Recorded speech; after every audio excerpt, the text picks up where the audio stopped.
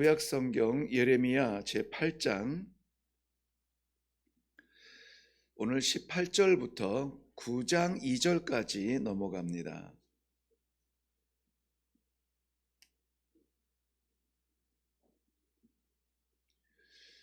예레미야서 8장 제18절부터 9장 2절까지 우리 한 목소리로 같이 읽습니다. 시작. 슬프다 나의 근심이여, 어떻게 위로를 받을 수 있을까? 내 마음이 병들었도다. 딸 내 백성의 심히 먼 땅에서 부르짖는 소리로라. 여호와께서 시온에 계시지 아니한가?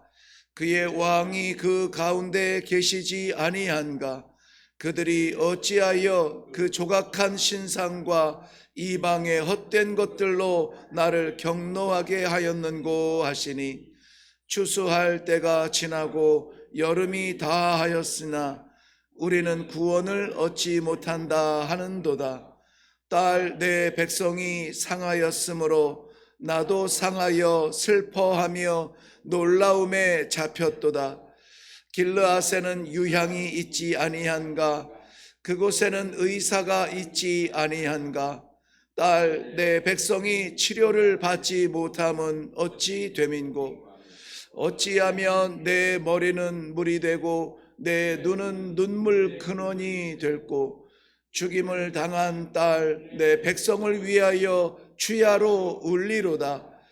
내가 광야에서 나그네가 머무를 곳을 얻는다면 내 백성을 떠나 가리니, 그들은 다 간음하는 자요 반역한 자의 무리가 되미로다. 아멘. 네, 우리 말씀 나누기 전에 먼저 기도하겠습니다.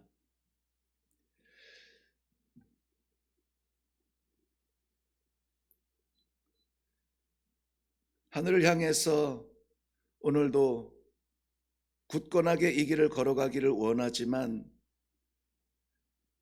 우리가 연약하고 세상이 강하여 흔들리며 넘어지고 이리저리 기웃대며 혼란스러울 순간이 많이 있습니다. 그러나 오직 예수가 나의 힘이고 오직 예수 이름이 나의 생명인 것을 먼저 찬송으로 고백하게 하시고, 이 시간에도 말씀을 통하여서 우리의 혼란스러움이 죄가 된다면, 우리의 이중생활이 죄가 된다면 아버지 앞에 포기하겠습니다. 그리고 굳건하게 허락하신 믿음을 붙들고 살겠습니다. 사랑하는 주의 백성들이 결단하는 이 아침이 되게 하여 주시옵소서. 감사드리며 예수님의 이름으로 기도하옵나이다. 아멘.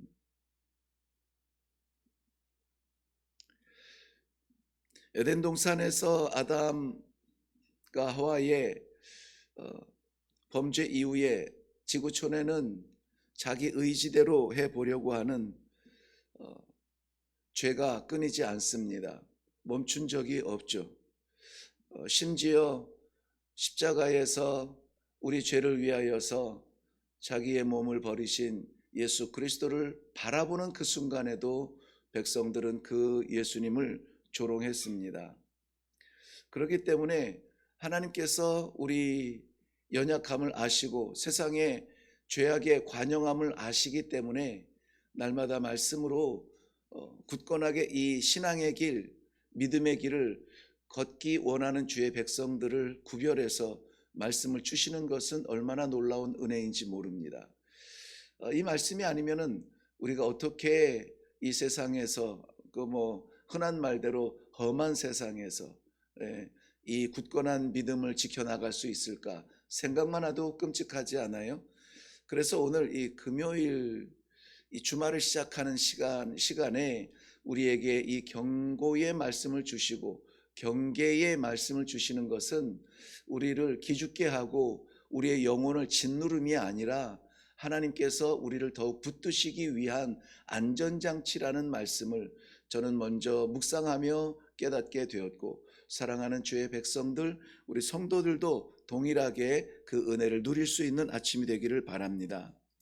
예레미야 선지자는 우리가 잘 아는 대로 이스라엘 남북 이스라엘이 나누어진 이후에 특별히 예루살렘 중심으로 구별되어진 남유다마저도 무너져가는 마지막 다섯 왕, 하나님 앞에 부끄러움으로 기록되어진 왕은 네 왕이 되겠지만은 그 저물어가는 이스라엘의 마지막 시대를 바라보면서 하나님의 안타까운 마음으로 눈물을 흘리며 복음을 외쳤던 그러한 선지자입니다.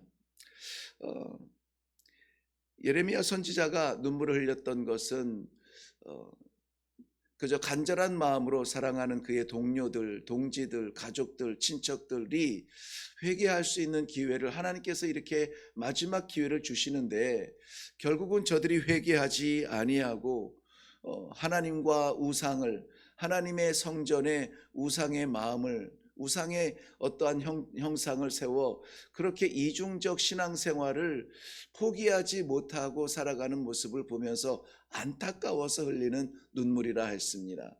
그것은 예레미야 선지자의 선한 마음도 있겠지만은 하나님의 안타까운 마음을 그대로 보여주는 눈물의 메시지라, 이렇게 우리가 예레미야 선지자를 이해하고 있습니다. 결국은 예루살렘은 회개의 기회를 잡지 못하고 이방 나라, 즉 바벨론의 침략을 받아서 점점점 무너져가게 되는데요. 먼저는 605년에 그 전에도 잦은 전쟁이야 있었겠고 위협이야 있었겠지만 예루살렘을 무너뜨릴 목적으로 침략하여서 왕족들, 왕가의 어떤 관계되는 혈통들, 다니엘과 세 친구 이런 사람들을 포로로 끌고 가기 위해서 예루살렘을 침략한 것은 우리가 605년에 첫 침략이 있어서 그렇게 예루살렘의 성벽을 허물고 그리고 포로들을 끌고 가서 종속되었음을 그렇게 세상에 선언하는 그러한 전쟁이 있었습니다. 오늘 이 말씀, 우리가 기록한 말씀은 그 전 혹은 후, 학자들마다 조금 연대를 측정하는 차이가 있습니다만은 보편적으로는 주전 600년경에 기록된 오늘 본문의 말씀이라고 그렇게 봅니다. 그렇다면은 첫 포로들이 끌려가고 나서 왕도 끌려가고 왕족 혈통들도 끌려가고 누구 다스릴 만한 사람들이 다 끌려간 그러한 상태에서 그럼 우리는 어떻게 하지 하고 눈 동그랗게 뜨고 방황하는 순간에 선포되어진 말씀이니 이미 무너지는 것이 하루아침에 무너진 것이 아니라 그야말로 이제는 끝났다라고 말하는 순간에 오늘 말씀들이 기록이 되어지고, 그로부터 한 7년 정도 있다가 두 번째 침략을 통하여서 그때는 이제 좀 싸울 만한 사람, 이제 이 지경을 막 넓혀가는 그러한 재미가 붙들려서 싸울 만한, 칼 뽑을 만한 사람들을 다 데려가고 기능장들을 데려가고 에스겔이나 이러한 좀 학식 있는 자들을 데려가고 그렇게 하고 마지막 최종적으로 586년에 완전히 이스라엘은 멸망하게 됩니다. 그때에도 물론 쓸만한 일꾼들은 다 데려가지만은 백성들, 평민들만 남겨놓았다고 기록을 하는데요. 평민들이라 하면은 거의 가치가 없는 존재들, 기술도 없고 지식도 없고 능력도 없고 그냥 존재하는 자들만 예루살렘에 남겨놓았다. 그래도 너희가 이 성을 다시 일으킬 수 있겠느냐 하는 그러한 포기되어진 정도의 바벨론의 입장에서 말이죠. 그러한 백성들만 남겨놓고 쓸만한 사람들은 다 데려가서 예루살렘이 재생의 기능을 다 상실할 정도의 망한 것이 주전 586년이었습니다. 그렇기 때문에 오늘 이 말씀을 통하여서 안타까운 마음으로 또다시 폭풍 같은 눈물이 쏟아지기 전에 이미 1차로 다니엘을 비롯한 왕가나 혈통이나 지식인이나 쓸만한 사람들이 이미 다 끌려가 있는데, 그래서 오늘 본문에서도 그러지 않습니까? 심지어는 먼 곳에서 통곡하는 우리 백성들의 눈물소리가, 울음소리가 이렇게 말씀하시는데요. 18절 말씀 먼저 보시겠어요? 18절 말씀 보면 슬프다 나의 근심이여, 슬프다 나의 근심이여, 어떻게 위로를 받을 수 있을까? 위로받을 수 있는 방법이 없습니다. 내 마음이 병들었도다. 내 마음이 병들었도다. 안타까운 마음을 이야기하고 있습니다. 선지자의 계속되는 심경의 표현이 말씀을 보는 우리의 마음, 어제는 제가 이 말씀을 묵상하면서 이것도 주말에 계속 요즘 한 주간 동안에 어쩜 이렇게 그냥 나누기 불편한 말씀만 나눌까? 좀 하나님 언제 소망을 주실래요? 막 보는데 안타깝게도 당분간 우리가 계속해서 예레미야를 통한 그 말씀을 묵상할 때에 저는 그렇게 결론적으로 생각했습니다. 지금 이 시대가 예레미야 선지자의 그 사역하던 시대보다 낫다고 말할 수가 없다는 겁니다. 그렇다면은 그 시대가 이 시대와 다를 바가 없다면은 다른 것은 무엇입니까? 눈물이 사라진 거예요. 이 시대를 바라보면서 무너져가는 우리의 영성과 무너져가는 교회의 사명과 무너져가는 성도의 본분을 잃어가면서 빼앗기고 포로로 끌려가는 것을 우리가 체감하면서도 눈물이 나지 않는 것, 눈물을 흘리지 않아요.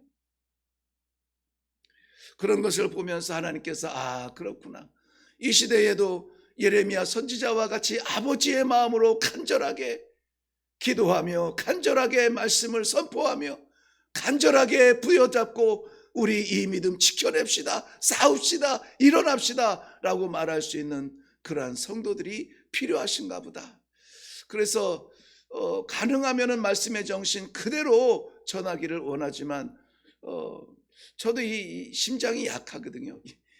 그래서 좀 이렇게 부드럽게 다루기를 원하는 그 시도를 자꾸 보게 되더라고요. 그런데 정말 안타까운 마음으로 더 험해지는 이 세상에서 더 말라진 우리의 눈물을 하나님께서 구하는 것은 아니겠는가 하는 마음이 있어요. 21절 보면은 딸 내 백성이 상하였으므로 백성을 딸이라 이렇게 부르고 있습니다. 딸 내 백성이 상하였으므로 나도 상하여 슬퍼하며 놀라움에 잡혔도다. 잠시 방문하고 잠시 느끼는 것이 아니라 완전히 사로잡혀 있는데요. 그 마음이 상하고 그 마음이 슬퍼하며 그 마음이 놀라서 어떻게 하면 좋습니까? 어떻게 하면 좋습니까? 이것이 너무나 익숙하여서 아무렇지도 않은 듯 대응하는 우리의 연약함을 어떻게 하면 좋습니까? 오늘 9장 1절까지 넘어간 이유가 있는데요. 9장 1절 보면은 어찌하면 내 머리는 물이 되고 내 눈은 눈물 근원이 될고 죽임을 당한 딸 내 백성을 위하여 주야로 울리로다. 주야로 울리로다. 안 그렇겠습니까? 자식을 먼저 보내는 것은 쉬운 일이 아닙니다. 그것도 사랑하는 자식을 보내는 경험이 우리들에게는 많지는 않아요. 그런데 그 경험한 사람들을 보면은 평생을 잊지 못하더라고요. 평생을. 제가 가끔 간증을 드립니다마는 저희 아버님이 정말 무쇠돌이에요. 무쇠돌이. 주인을 위하여서 몸이 부서져라 그냥 머슴처럼 살았던 그러한 분이고 그 강직함은 이루 말할 수가 없습니다. 그런데도 그 연세가 드시고 70, 60, 70 이런 연세가 되셨을 때에도 저희가 알지도 못했던 저희가 삼남 이녀죠. 삼남 이녀 5남매로 그렇게 살아온 줄 알았는데 나중에 가서 들어보니까는 사실은 삼남 삼녀였던 거예요. 그래서 저희가 제일 그 위에가 이제 형님인데 아들인데 그보다 먼저 딸이 하나가 있었대요. 그러니까 장녀가 있었던 것이죠. 근데 참 예쁘고 지혜로웠다고 하는데 어려서 몇 살인지는 제가 정확한 기억은 아닙니다만은 아마 그 5살 이하쯤 됐을 것 같아요. 그러니까는 한참 동안 부모랑 10년, 20년 있어서 들정이 다 든 것 정도가 아니라 아주 어린아이죠. 어린아이여서 그 착하고 맑은 눈을 그때까지도 기억을 하세요. 60년, 70년이 돼도 기억이 되시고 엄마 아파요, 엄마 아파요, 이 말을 잊지 못하는 거예요. 잊지 못해요. 그리고 그 어린 딸을 묻어야만 했던 그 심정을 말할 때에는 제가 정말 깜짝 놀랐어요. 그 강인한 무쇠 같은 철인 같은 아버지의 눈에서 눈물이 글썽이시더라고요. 여기에서 딸 내 백성이라고 말하는 것은 쉬운 표현이 아닙니다. 내 백성이 내 딸 같은데 처들이 끌려가서 먼 곳까지 끌려가서 거기에서 안타깝게 외치는 그 고통의 눈물 소리를 내가 듣고 있다는 것입니다. 그의 백성들이 곁에서만 온다면 내가 달려가서라도 뭐라도 하고 싶은데 먼 땅까지 끌려가서 부르짖고 있는 그 음성이 귀에 쟁쟁하니 이를 어쩌면 좋습니까? 그러면서 이러한 마음이 드는 겁니다. 여호와께서 시온에 계시지 아니하십니까? 계시죠. 그의 왕이 그 가운데 서 계시지 아니합니까? 계시죠. 그런데 계시는데 왜 끌려갔습니까? 계시는데 왜 그 백성이 망했습니까? 계시는데 왜 그 백성이 이방의 세상에 짓밟혀서 포로로 끌려가 조롱을 당합니까? 구하지 않았다는 거예요. 찾지 않았다는 거예요. 아니, 오히려 하나님의 성전에 오르지 못할, 거룩하지 못한 것들을 세워놓고 이중적 신앙생활, 종교생활만 만족해 했다는 것입니다. 그것이 하나님의 마음을 경록해 하고, 그러면 우리가 이 이중적 마음을 가지고 종교성만 만족시키면서 예배는 드리는데 우리의 소망은 다른 데 있고 우리의 능력은 다른 것을 의지하고 우리가 쫓아다니는 것은, 바삐 다니는 것은, 가장 소중한 시간을 보내는 것은 다른 것에 있다면 지금은 만족하는 것 같은데, 교회 가면 인정받고 세상 가도 인정받을 것 같은데요, 중요한 것은 무엇이냐면은 추수 때가 지나도 구원을 받지 못한다는 거예요. 여름 다 지나서 추수 때가 지나도 구원을 받지 못한다는 거예요. 이스라엘 백성들이 보통 3월, 4월에는 보리를 추수하고 5월, 6월에는 밀을 추수합니다. 7월, 8월에 키워서 9월, 10월에는 그래도 10월 말까지는 이 포도라든지 무화과라든지 이러한 과일 같은 거를 마지막으로 거두고 나면은 11월부터는 거둘 게 없는 그러한 상태가 돼요. 땅을 일구고 뒤집고 해가지고 그 다음에 또다시 이 보리를 키우고 이런 농사법인데요, 여름이 다 지났는데 거두지 못했어요. 사실은 보리와 밀을 거두지 못하면은 아무것도 먹고 살 수가 없는 거예요. 손에 쥔 것이 없어요. 언제? 추수 때에. 지금은 우리가 외형 가지고 드려지는 것 가지고 만족하면서 이 정도면 됐다 스스로 한계를 짓지만, 정말 우리를 만드시고 우리를 계획하신 하나님의 때에 우리가 내놓을 것이 없다면 어떻게 하겠느냐? 그것을 보면서 절박하고 절실한 백성의 상태를 안타까워하고 절박하며 절실한 선지자의 마음을 토로하고 있는 것입니다.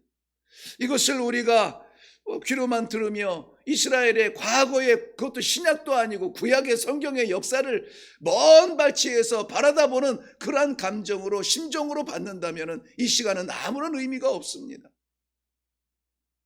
지금 우리에게도 우리의 가정과 우리의 이웃과 우리의 교회와 우리의 나라와 동시대에 살아가는 이 땅 위에도 예루살렘과 같은 이스라엘 백성들과 같은 그러한 삶을 살아가며 서서히 무너져가는, 저물어져가는 이 믿음의 태양을 안타깝게 바라보며 눈물을 흘릴 수 있는 순전한 하나님의 종들을 기다리고 있는 것입니다.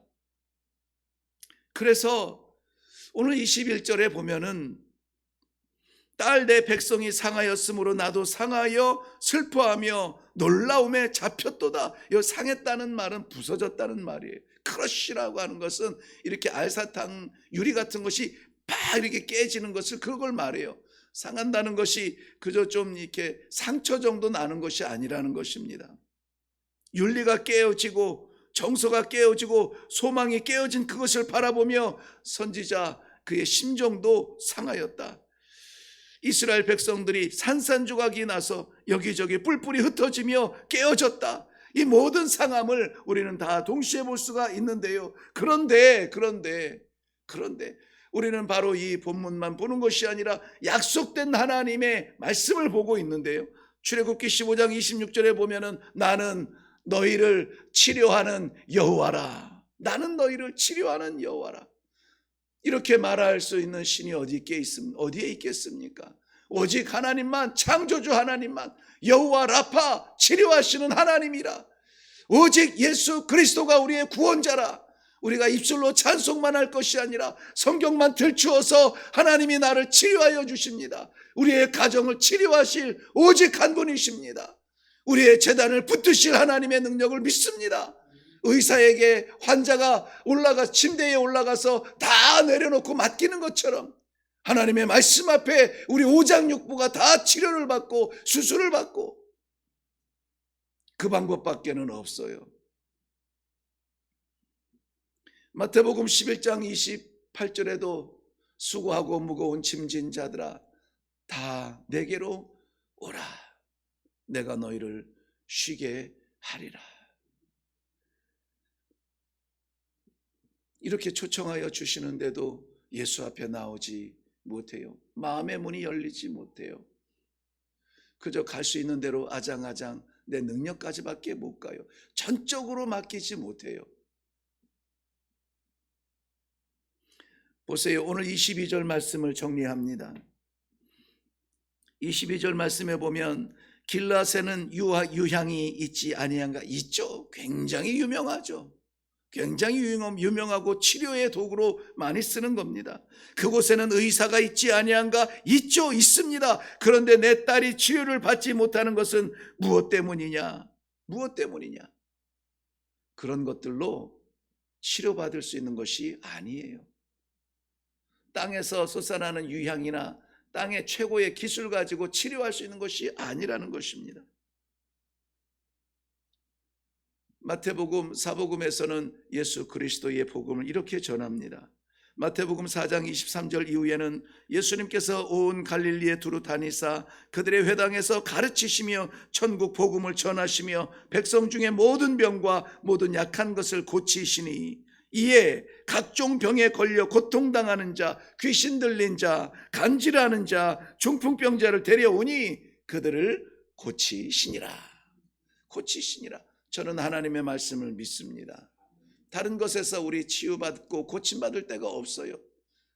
천지를 지으신 하나님보다 더 잘 고칠 사람이 어디에 있겠습니까? 그러니 우리의 눈은 하나님께 박아놓으세요. 박아놓으세요. 마치 벽에 못을 박듯이 하나님을 바라보고 예수 그리스도의 십자가가 내 생명의 유일한 구원의 길입니다. 선포하시고 오늘도 이것저것 가지고 혼란스러워하고 쓰러지며 잠 못 이루는 밤을 새우지 마시고 감사하며 찬송하며 하나님 앞에 우리의 생명 맡기고 내 빈손을 하나님 앞에 내어드립니다. 아버지 잡아 주시옵소서. 이 아침에 기도하며 내려갈 수 있기를 바랍니다. 기도하겠습니다. 살아계신 아버지, 사랑하는 주의 백성들의 빈손을 다시 내밉니다. 아버지의 능력의 손으로, 권능의 손으로, 영원한 손으로, 창조주의 손으로 잡아 일으켜 주시옵소서. 흔들리지 아니하도록 꽉 붙잡아 주시어서 죽음 가운데, 세상 가운데 배회하지 아니하며 생명 가운데 일어나 찬송할 수 있는 이 날이 되게 하여 주시옵소서. 감사드리며 예수님의 이름으로 기도하옵나이다. 아멘. 오늘 말씀의 제목은 예레미야의 눈물이라고 했습니다. 네, 예레미야의 눈물의 의미는 우리가 잘 압니다. 이제 예레미야의 눈물을 우리가 그 얼굴의 미소로 바꿔야 되겠습니다. 하나님을 붙잡고 하나님 앞에 돌아가시고 하나님을 의지하면서 살아가는 애쓰고 몸부림치는 성도의 모습을 볼 때 우리 하나님은 이 험한 세상에서도 피어나는 꽃처럼 우리를 바라보실 때에 미소 짓지 않을까? 우리 하나님 아버지의 마음을 잠시라도 시원하게 해드릴 수 있는, 그건 좀 고민하면서 그렇게 좀 할 수 있게 해주세요, 그렇게 하겠습니다, 결단하는 이 아침에 기도라면은 우리 하나님 얼마나 좋아하실까. 우리 하나님께 기도하시고요. 이중적 신앙생활로 인하여서 하나님과 우상을 겸히 섬김으로 말미암아 영적 간음으로 무너져가는 이스라엘의 훈계를 받았으니 우리는 단마음으로 하나님 앞에 나아갑니다. 흔들리지 않게 하여 주시옵소서. 우리 이 시간에 기도하고 내려갈 수 있기를 바랍니다. 다 같이 기도하겠습니다.